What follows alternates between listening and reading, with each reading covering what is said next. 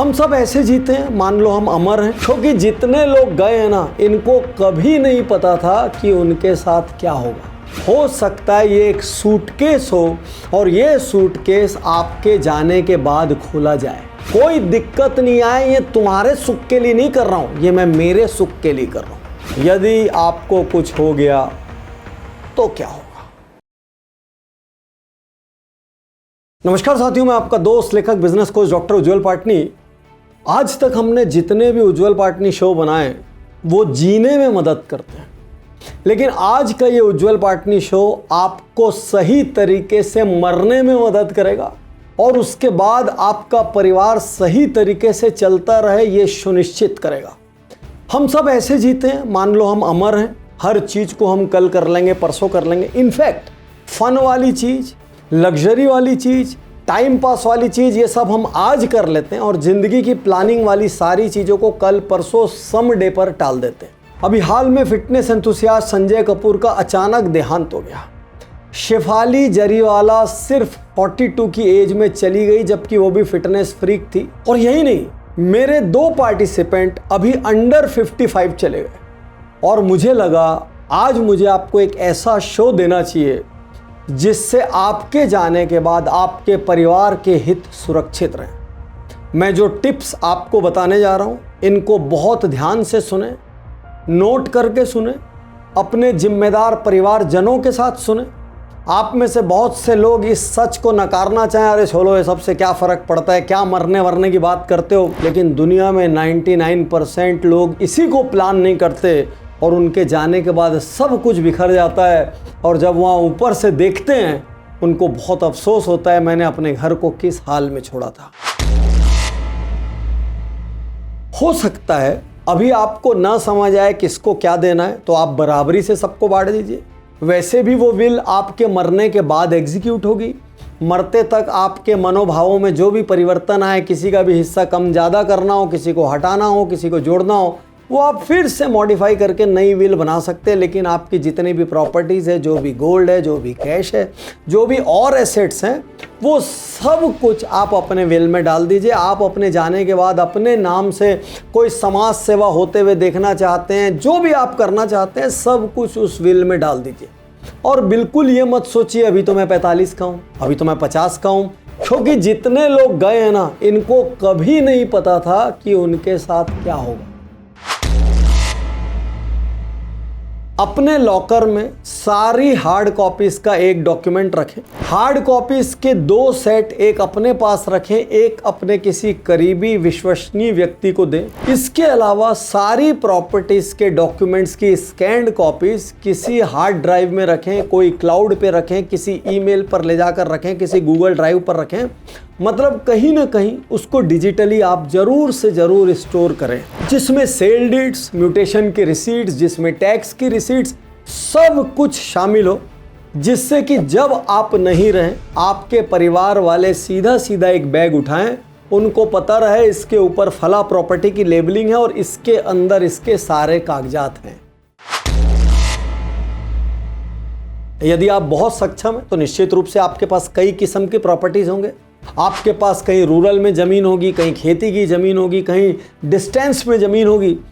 जब प्लॉट बहुत बड़ा और खुला रहे ना, सैकड़ों एकड़ खुला है, उसके बीच में कहीं ज़मीन है, उसको लोकेट करना बहुत मुश्किल होता है। तो हर ज़मीन का सॉफ्ट फोल्डर बनाएं, उसमें उस ज़मीन का गूगल लोकेशन ज़रूर डालें। सेकंड, वो ज़मीन आपने किस ब्रोकर से ली है उसका नंबर वहाँ पर डालें।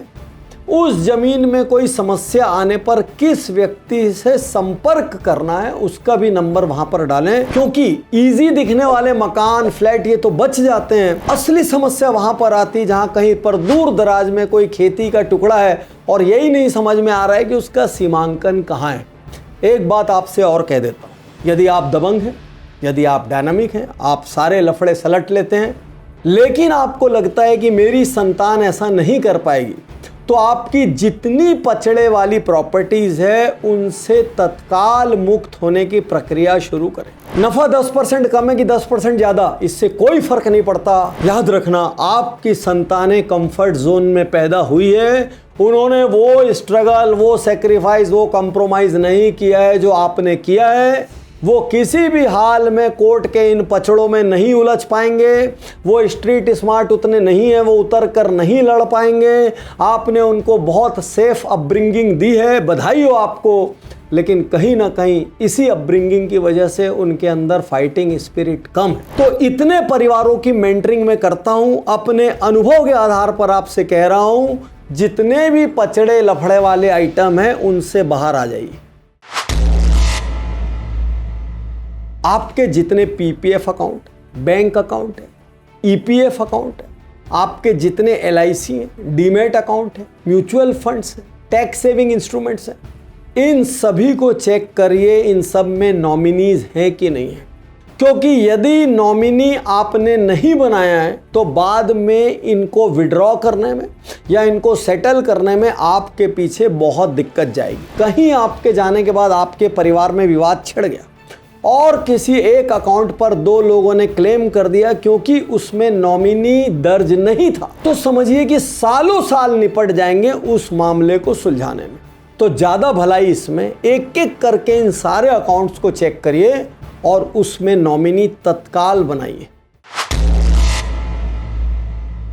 देखिए, आपको पता है कि लीगल पचड़ा होने पर किसको फ़ोन करना है, पॉलिटिकल पचड़ा होने पर किसको फ़ोन करना है, फाइनेंशियल पचड़ा होने पर किसको फ़ोन करना है, कौन आपका सच्चा दोस्त है, कौन हितैषी है, किस पर बिल्कुल भरोसा नहीं करना है, कौन बहुत मीठा बोलता है लेकिन फिर भी दगाबाज है, कौन बहुत कड़वा बोलता है लेकिन 100% ईमानदार है।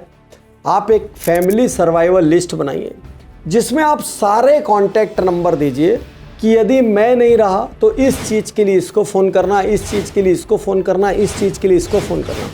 और यदि आप स्मार्ट एंड बोल्ड इनफ है तो आप सामने वाले को भी फ़ोन लगाकर बताइए, यार मैं एक फैमिली सर्वाइवल किट बना रहा हूँ और उसमें मैंने फला दिक्कत के लिए आपका नाम रखा है। यदि कभी मैं नहीं रहा और मेरे परिवार को दिक्कत आई तो वो आपको फ़ोन करके मदद मांगेंगे। ध्यान रखिएगा, सामने वाला गदगद हो जाएगा कि आपने उसको इतना महत्व दिया। वो ये ज़रूर बोलेगा, अरे क्या फ़र्क पड़ता है यार, क्या तुम भी क्या ड्रामेबाजी करते हो। लेकिन वो भी सोचने पे मजबूर हो जाएगा कि उसको भी फैमिली सर्वाइवल किट की ज़रूरत है।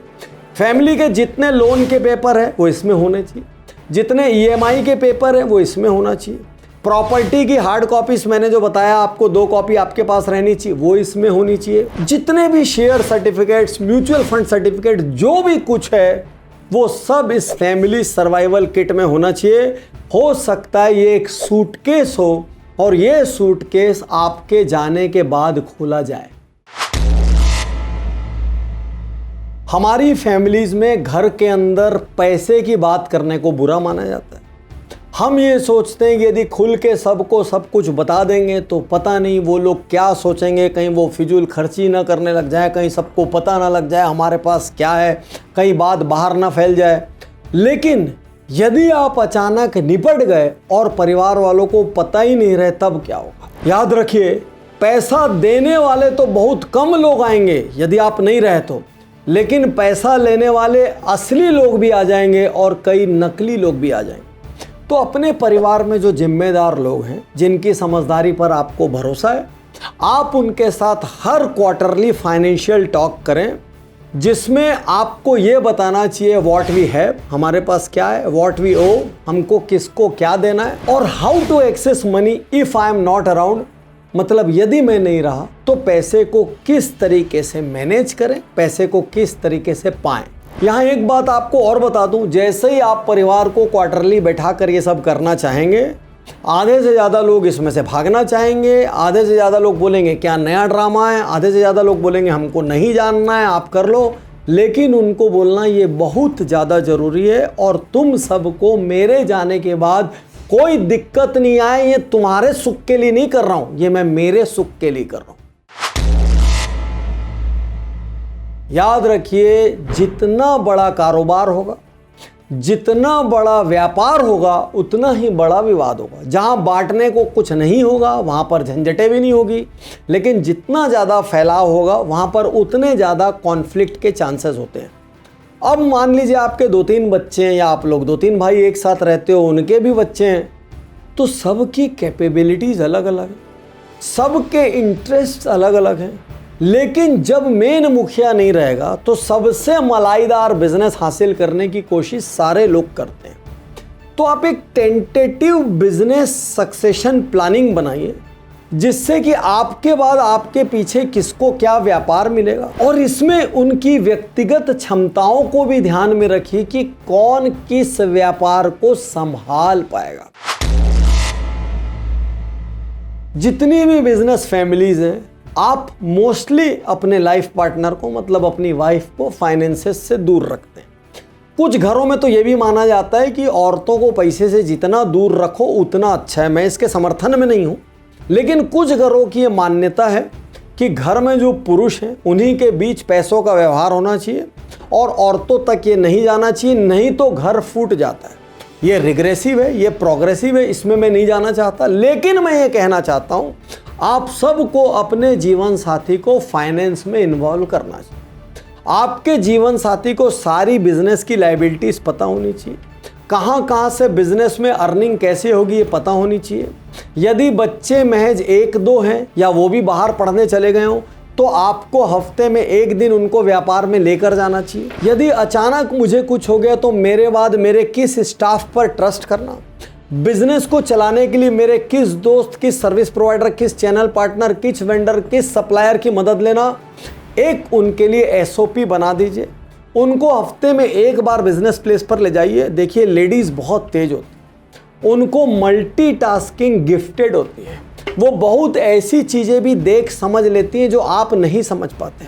और एक लेडीज़ एक बार में 1000 काम कर सकती है। एक घर में कितने काम होते हैं आप अंदाज भी नहीं लगा सकते। तो आप उनको बिल्कुल अंडर एस्टिमेट मत करिए। हो सकता है वो बहुत शिक्षित ना हो सकता है वो एक्सपोज्ड ना हो, लेकिन 8 हफ्ते बाद ही आप देखेंगे सिर्फ एक दिन वो गए हैं और उसके बाद ही वो कई चीज़ों को सही करने में लग गए, कई चीज़ों में बहुत वैलिड सलाह देने में लग गए। तो हो सकता है आप एक गैप मेंटेन करना चाहें, लेकिन यहाँ पर एक दूसरा पहलू समझना बहुत ज़रूरी है। यदि आपको कुछ हो गया तो क्या हो? एक तरफ जीवन में सारी दौड़ मनी मनी मनी की चल रही है, लेकिन KG 1 से 12th तक कहीं पर भी फाइनेंशियल मैनेजमेंट नहीं सिखाया जाता।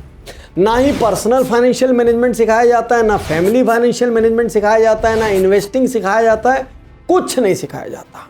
ठीक। सेकेंडली, सबसे ज़्यादा त्रस्त आदमी कब होता है? जब उसको लॉ समझ में नहीं आता।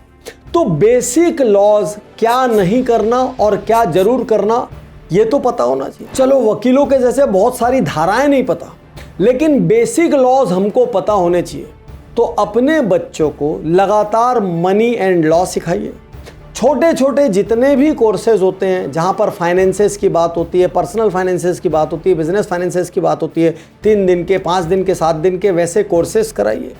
जितने भी लॉ से जुड़े वीडियोस होते हैं जहाँ पर बताया जाता है कि ये 10 नियम जरूर याद रखें, 20 नियम जरूर याद रखें, ऐसे कुछ वीडियोस की लाइब्रेरी बना लीजिए छोटी सी, और वो अपने घर वालों को देखना मैंडेटरी करिए।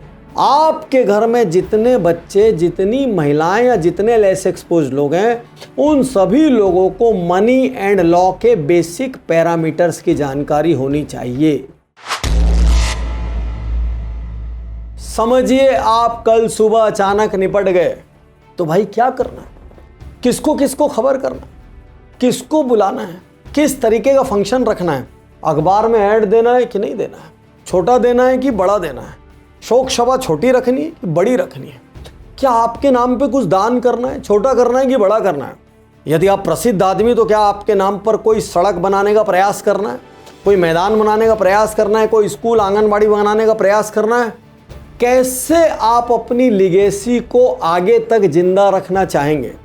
तो मेरी सलाह है, अभी जिंदा रहते हुए एक इमरजेंसी डेथ प्रोटोकॉल बनाइए। आप बोलेंगे यार पाटनी साहब बहुत नेगेटिव, बहुत ब्लैक बात कर रहे हैं, लेकिन उज्ज्वल पाटनी यूट्यूब चैनल की यही खासियत है, हम वो प्रैक्टिकल चीज़ें बताते हैं जो आपकी ज़िंदगी में आज और अभी काम आ सकती है। इमरजेंसी डेथ प्रोटोकॉल सुन के अधिकांश मीडियोकर और ऑर्डिनरी लोग हंसेंगे, लेकिन जो व्यक्ति सीरियस और गहरा होगा वो बोलेगा ये सलाह आज की सबसे कीमती सलाह है। Step by step emergency death protocol बनाइए, ताकि मरने के बाद आपका नाम जिंदा रहे, आपकी फैमिली में किसी तरीके का पैनिक ना हो, आपकी अंतिम यात्रा से लेके 10 साल बाद तक आपके नाम से जो होना है सब व्यवस्थित होते रहे। आपके जितने भी करीबी लोग हैं, दुनिया के किसी भी कोने में हो, हर किसी को प्रॉपर सूचना चले जाए, तो ये बनाने में आपको एक पूरा दिन का समय लगेगा। शायद आपको एकांत में भी जाके बैठना पड़ेगा, लेकिन यकीन कीजिए ये वर्थ इट है। तो अब क्या करेंगे? फिर से अगले वीडियो की तरफ जाएंगे या इन पर एक्शन शुरू करेंगे? मैं फिर बहुत कड़वी बात बोल रहा हूं, आप रात को सोकर सुबह उठेंगे कि नहीं, गारंटी नहीं है। मैं डॉक्टर उज्जवल पाटनी इस शो के बाद अगला शो रिलीज कर पाऊंगा कि नहीं, कोई गारंटी नहीं। जीवन में सबसे अनिश्चित कोई चीज है तो वो मृत्यु है, और यदि उसकी ठीक से आपने योजना बना ली तो जीने का आनंद कई गुना हो जाएगा। शुक्रिया, धन्यवाद, थैंक यू।